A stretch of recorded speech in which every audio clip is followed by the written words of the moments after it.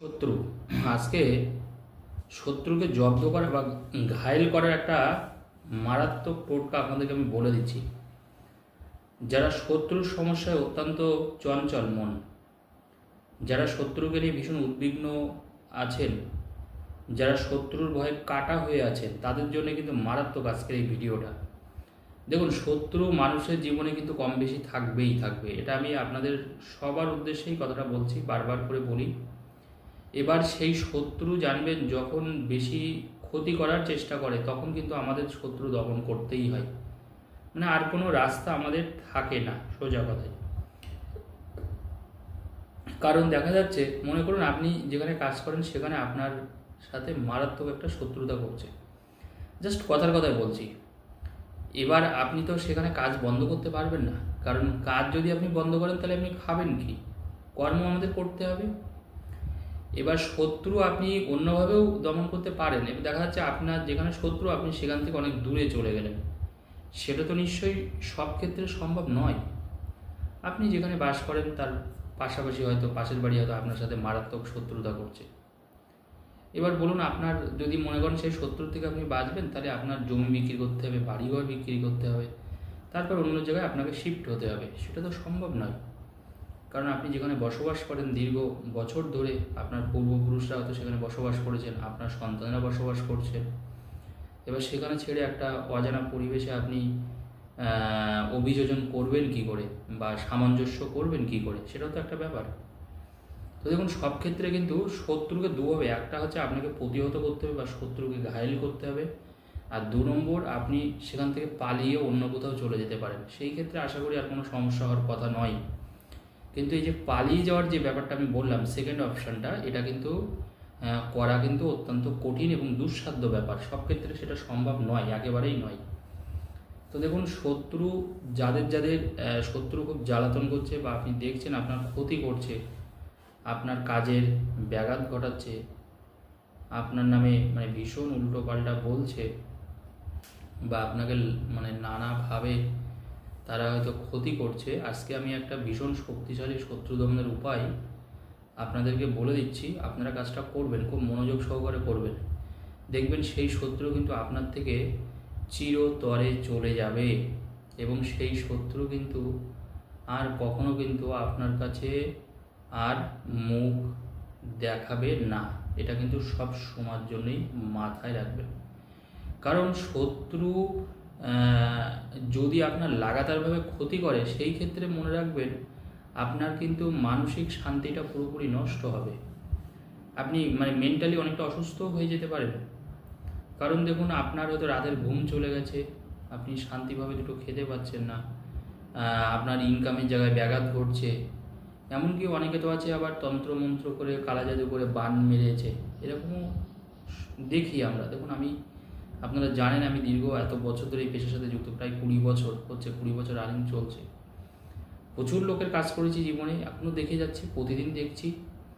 তো দেখুন, কিছু মানুষ তো দেখুন আমরা থাকবে, মানে যারা সত্যিকারেরই মানে অত্যন্ত বাজে প্রকৃতির, আপনারা বলতেই পারেন, সেটা আপনারাই হাড়ে হাড়ে টের পাচ্ছেন যাদের সাথে এই ঘটনাগুলো ঘটছে। অন্য মানুষ হয়তো অনেকটা বুঝতে পারবে না ব্যাপারটা, কিন্তু দেখুন সমস্যা যাদের আছে একমাত্র তারাই ব্যাপারটা ওয়াকিবহল। এটা কিন্তু অন্য মানুষের ক্ষেত্রে বোধগম্য খুব একটা হয় না। এবং আমরা দেখুন কাজের পারপাসে আমরা যদি রোজ এইসব কাজগুলো করছি বলে আমরাও জানি ব্যাপারটা কম বেশি। তো এই শত্রুদের কিন্তু দমন করার একটা মারাত্মক টিপস আপনাদের বলে দিচ্ছি। শত্রু জিন্দেগিতে আপনার কাছে আসবে না, আপনার থেকে অনেক দূরে চলে যাবে, এত বড় কথা কিন্তু আমি বলে দিলাম আপনাদের। মানে মোট কথা, শত্রুর চিন্তা আপনার করার দরকার নেই। শত্রু পুরো মুখ ঘুরিয়ে আপনার থেকে সরে যাবে, আপনার কখনো কোনো সমালোচনা করবে না, আপনার কখনো কোনো ক্ষতিও কিন্তু তারা করতে পারবে না। শত্রু যত বড়ই হোক না কেন, শত্রুর কিন্তু সেই ক্ষমতা হবে না। কারণ এটা এই তন্ত্রের জিনিস যদি আপনি একবার করতে পারেন, মানে শত্রুর মুখ সোজা কথায় চিরতরে কিন্তু বন্ধ হয়ে যাবে। সে আপনার থেকে দূরে সরে যাবে, কারণ আপনি তার ভয়ে কেন দূরে সরে যাবেন, চলে যাবেন কেন অন্য জায়গায়? কারণ দেখুন, আপনি তো তার ক্ষতি করছেন না, আপনি যা কিছু করছেন পরিশ্রম করে করছেন, কষ্ট করে করছেন। সেই মানুষটা আপনার পায়ে পা বাঁধিয়ে ঝগড়া করার মতন, অনেকে আছে এরকম মেন্টালিটির মানুষ কিন্তু আছে। তো সেই মানুষ সরে যাবে, আপনি কেন সরবেন? তো তো যেটা আপনারা করবেন এই শত্রু দমনের জন্য, যেটা সবথেকে সেরা টিপস আপনাদের বলে দিই, সেটা হলো আপনারা দেখবেন ওই কালো দেখবেন তিল পাওয়া যায়, কালো তিল কিন্তু যেমন রান্না করার কাজে ব্যবহার করা হয়, এছাড়া নানা প্রসাধনী সামগ্রী হিসাবেও কালো তিলের প্রচণ্ড ব্যবহার হয়। তন্ত্রমন্ত্রের কাজে তো ব্যবহার আছেই, আজকে আপনারা ব্যবহার করবেন এই কালো তিলের। আপনারা 9টা কালো তিল নেবেন এবং গুনে গুনে কিন্তু মনে রাখবেন, কাউন্ট করবেন, 1টা 2টো 3টে 4টে 5টা, এইভাবে ঠিক গুনে গুনে 9টা কালো তিল নেবেন। 9টা কালো তিল একটা কাগজে কালো কালি দিয়ে, যে কজন আপনার শত্রু আছে, যদি একজন থাকে একজনের নাম, যদি দুজন থাকে দুজন শত্রুর নাম লিখুন। কালো কালি দিয়ে 3বার করে সেই শত্রুর নাম লিখবেন। মনে করুন একটা উদাহরণ হিসাবে বি শর্মা, জাস্ট একটা উদাহরণ হিসেবে বলছি, মনে করুন বি শর্মা আপনার শত্রু, তাহলে লিখুন B Sharma B Sharma B Sharma. বা মনে করুন বি বসাক আপনার শত্রু, তাহলে লিখুন B Basak B Basak B Basak, তার টাইটেল সহ লিখবেন, তার যে টাইটেলই থাকুক। এবার যদি দুজন শত্রু থাকে, একইভাবে প্রথম জনের 3বার নাম লিখবেন, দ্বিতীয় জনেরও 3বার আপনি নাম লিখবেন, পদবী সহ লিখবেন। যে কজন শত্রু থাকবে একটা কাগজে কালো কালির কলম দিয়ে প্রত্যেক শত্রুর নাম লিখবেন, কিন্তু সিস্টেম বা নিয়ম হচ্ছে একটাই, প্রত্যেকের নাম কিন্তু 3বার করে আপনাকে লিখতে হবে। দেখুন তন্ত্র মন্ত্র কিন্তু নিয়মের উপর নির্ভর করে, সবসময় মনে রাখবেন। সেই জন্য নিয়মটা খুব ভালোভাবে আপনারা পালন করার চেষ্টা করবেন, তাতে কী হবে, কাজটা আপনারা ভালোভাবে পাবেন, মানে উপকার পাবেন, কাজের উপকার পাবেন, কাজের ফল পাবেন। তাহলে তাদের নাম আপনি 3বার করে লিখে দিন, সেই শত্রুর নামটা অবশ্যই আপনি 3বার করে লিখে দিন। লিখে দেওয়ার পরে ওখানে আমি বলেছি কালো তিল দেবেন। কটা কালো তিল দিতে বলেছি আমি? 9টা কিন্তু কালো তিল দিতে বলেছি। ওই কাগজটার উপরে 9টা কালো তিল দেবেন, 9টা কাগজ তিল দেবেন। আর 1 কোয়া বা গুঁড়ো গুঁড়ো অনেক সময় কর্পূর থাকে, বা আপনি 1 কোয়া হিসাবে কর্পূর থাকে, যেরকমই থাকুন কথা, আপনি 1 চিমটে মতন ওর মধ্যে কর্পূর দিয়ে দেবেন, কর্পূর ওর মধ্যে 1 চিমটে মতন কর্পূর দেবেন। দেওয়ার পরে মা বগলার নাম করে, এমনি জাস্ট মা বগলা, এমনি দেখুন শত্রু দমনকারী দেবীকে দেবী বলা হয়, কিন্তু মা বগলা, এটা সবসময় মাথায় রাখবেন। তো আপনি মা বগলার নাম করে জাস্ট কাগজটাকে ভাঁজ করে আপনি পুড়িয়ে দিন, আর কিচ্ছু কাজ আপনার নেই।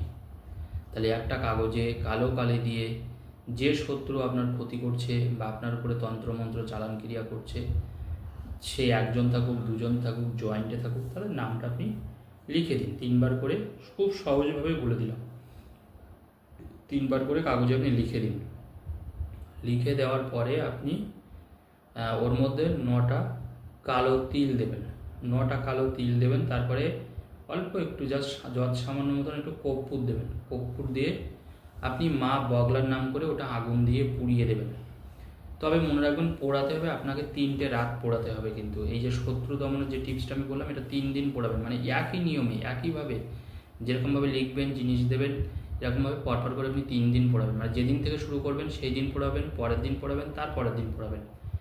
কাজটা রাতের বেলায় যে কোনো সময়, 6টার সময় পোড়ান, 7টার সময় পোড়ান, 11টার সময় পোড়ান হবে। তবে মনে রাখতে হবে সূর্যাস্তের পরে কাজটা করতে হবে, সূর্য ডোবার পরে কাজটা করতে হবে, অন্ধকার যখন চারিদিকে অন্ধকার হবে তখনই কাজটা করবেন। আপনি লাইটের সামনে কাজটা করুন, তাতে অসুবিধা নেই, কিন্তু বাইরে যখন অন্ধকার থাকবে, মানে অর্থাৎ রাত যখন থাকবে তখন কাজটা করবেন। পরপর করে আপনি 3 দিন করুন, আপনি মারাত্মক রেজাল্ট পাবেন শত্রু দমনের। সেই শত্রু জিন্দেগিতে আপনাকে আর ডিস্টার্ব করতে পারবে না, এত বড় কথা আপনাদের বলে দিলাম। কাজটা করুন বিশ্বাসের সাথে, অবশ্যই ফল পাবেন। ধন্যবাদ।